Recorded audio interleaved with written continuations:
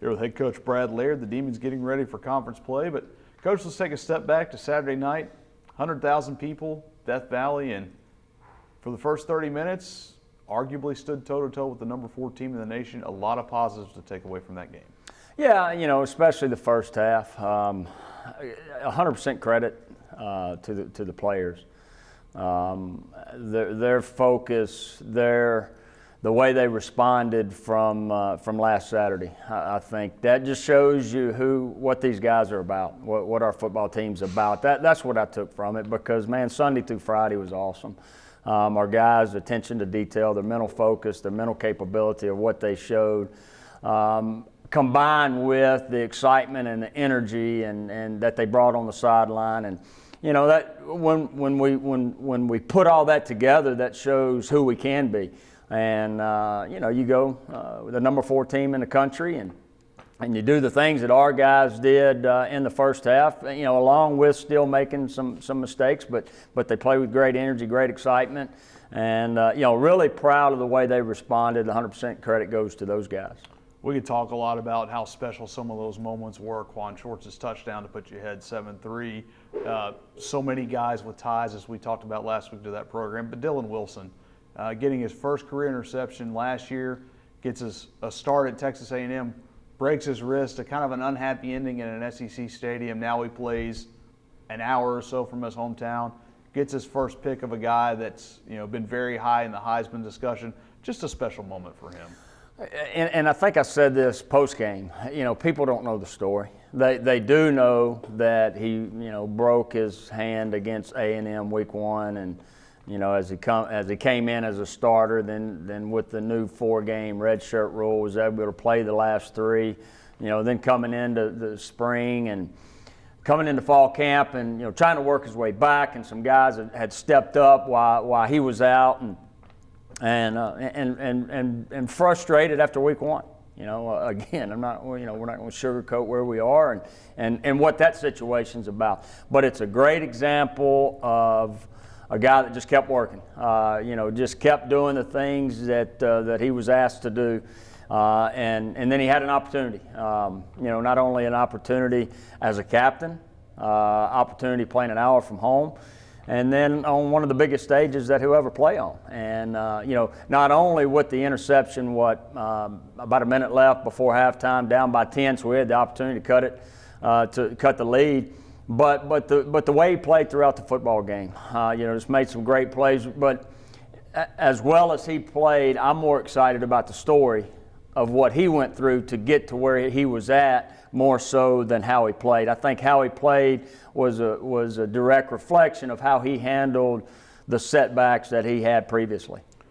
Well, he's playing corner. You got one of your corners back. Week by week, you're getting a little bit healthier on the defensive side of the ball. O'Shea Jackson back for a couple of games now.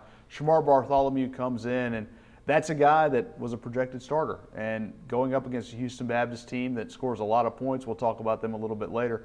Good to have him back, and played very well in his first game back. Yeah, it was. It was good to, as he worked back from his injury, and then having the opportunity to play in live game reps. And that's the thing. I mean, you can do what you want as far as preparing to get back, but getting those live game reps, I think, were critical against some pretty good receivers. So I thought, came in, really did a good job, and looking forward to him to continue to get into that game shape as we move forward. 2 years ago, this program made its first trip to Houston Baptist, probably one of the more unique venues in the Southland Conference. There's nobody behind you. It's literally you against everybody. The good news is you faced this before. What do you take from that, what we thought was a very unique situation at UT Martin, into a setting like HBU? Well, there's a couple things. One is we've been there and done that, so I can – as we talk about it throughout the week, we have past experiences to kind of go back on. But also I go back to last week. And, one thing I talked to the guys on Sunday, and we'll continue to talk it, Sunday through Friday, we're in Turpin Stadium. Where there's purple seats. There's not 100,000. There's not a visitor side that's not there. So we build our own venue of what we can be Sunday through Friday. Why do I say that? Because the atmosphere from this past Saturday the determination in the locker room before the game that's what we got to bottle up and take wherever we go. Because that's where we got to be consistent moving forward. Whether we're playing in front of 100,000, whether we're playing in front of 1,000, we know what we can become if we do the things that we did last week in order to prepare not only Sunday through Friday, but also game day, and making sure our preparation is good. So, there's a couple, to me, past experiences. One, we've been there before and done that, but two, also understand that it's internally for us in order to be successful. You're going to face an HBU team that is very potent offensively. You faced a very potent LSU team Saturday night. I know the schedule, you take those games when you get them. Is it nice to have played a team like that immediately before Southland Conference play? Well, and you don't know that. I think, first and foremost, you look, okay, where are you health-wise with your football team? And that usually answers that question as far as when was a good time to play them.